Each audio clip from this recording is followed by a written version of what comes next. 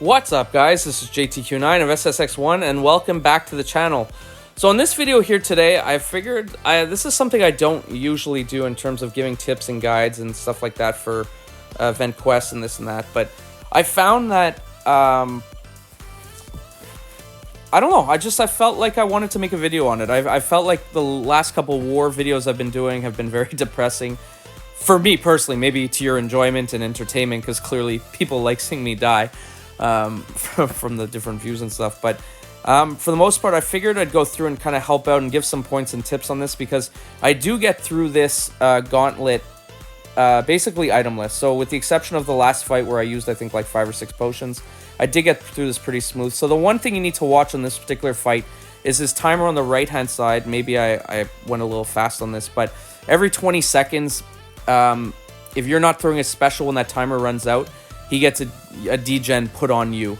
So with the exception of that, the fight is pretty easy as long as you have an attacker. So with me, this is the mercenary challenge. So you have to beat the gauntlet with just mercenary. So I elected to go with Massacre, or however you want to say it, Domino, and Absman. And you'll see that they end up working out very, very well for each of the fights. So in this particular fight here, the only thing I'm really paying attention to is that I'm trying to push him that as soon as the Bane target crosses kind of the midway point of happening, I try to bait out the special right away. And then as it's going to happen, obviously have a special kind of lined up or hit where the Bane does most of the damage. So again, to get his incinerates up when it has kind of that blue screen, I try to hit into the block as much as I can to get it up to the 10 charges, which then allows them to throw incinerates on. So again, the first 2 fights are relatively, so actually I should say the first 3 fights are relatively simple, where I don't really have any issues. So for this Daredevil, honestly, I don't even know what the nodes are, but I know that Domino basically just eats up this fight. So really not that complicated in terms of fight. So the only thing no, actually that's not true. I do know what the nodes are. So you have to be careful that you don't let him hit into your block, because he has like crazy block penetration. But the idea is for me, as I was just trying to push to my special SP2, bait his specials, and do kinds of damage. So without him hitting into any one of my blocks or anything, there's really nothing that I'm worried about. So I was hoping to get kind of a crit bleed there. Didn't happen. He does get a glance on you at times, which is nice because it actually heals you up. But you just have to be conscious of that when it is oh my gosh, did I really take a hit there? Oh, I didn't even realize that. Anyway, so you just have to be conscious that when that's up, that to not throw the specials if you really want to try to maximize your damage. So I did do this in one take. So I had done this, unfortunately, the first time I did the gauntlet, I didn't realize that there was a mercenary task for it, so I completed it the first time with Kate, Doom, and who was the third one I used? Was it Absman? No.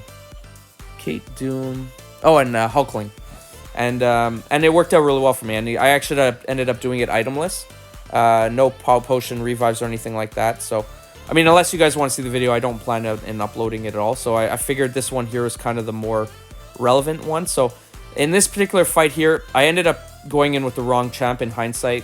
I was doing very, very little damage with Massacre or Massacre. I don't know how you want to say it, but let's go with Massacre for now.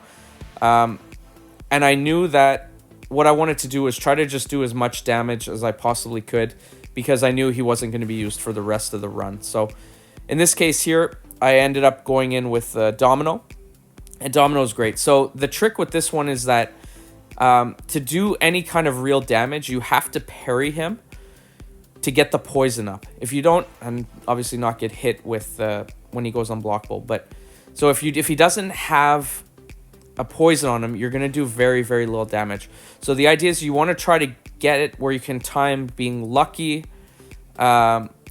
him being unlucky, you being lucky, and having a poison up, and then throwing an SP2 or even SP1 just to do big damage. So the other good thing too, though, is that in this situation is that yeah, you have to be careful with the charges that sometimes you'll get stunned, but you know what, honestly, worth the risk.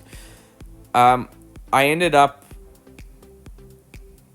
not having, like, you never get your controls inverted for some reason. I don't know if it's a domino effect or whatever it is, so I didn't really kind of read through it.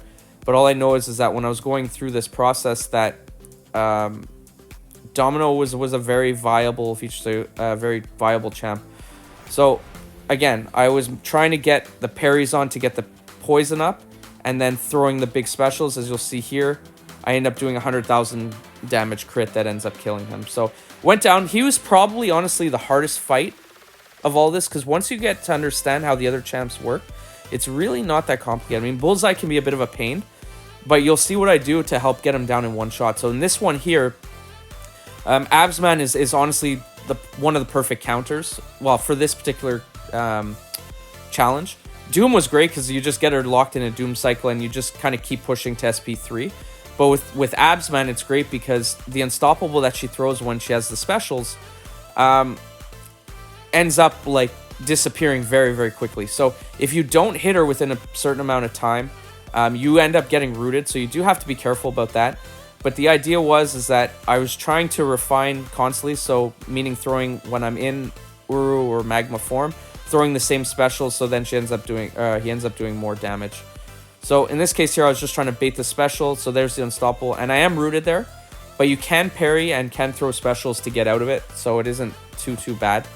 I don't know what happened there. I was just, I guess, really late on that. But as you can see, the unstoppable disappears really, really quickly. So it ends up making it a lot less challenging when you're going through this. And then I kind of get some big damage on. You just have to be careful towards the end of the fight. Like now, well, I ended up,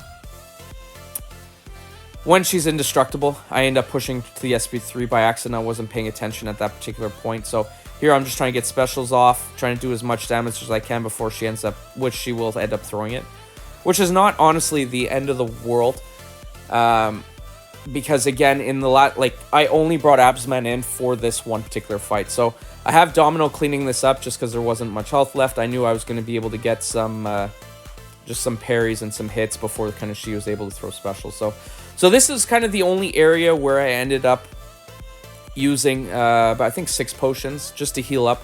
And the reason why is that I was just going to try to take a ton of block damage. So I did put a little boost on, so I guess I'm not itemless at this point, but the idea is that when he gets close to over a 1 bar of power, you back off, unless you're throwing a special, and then what'll happen is that the tactic will run off, and then you can parry him and then hit him again without any fear.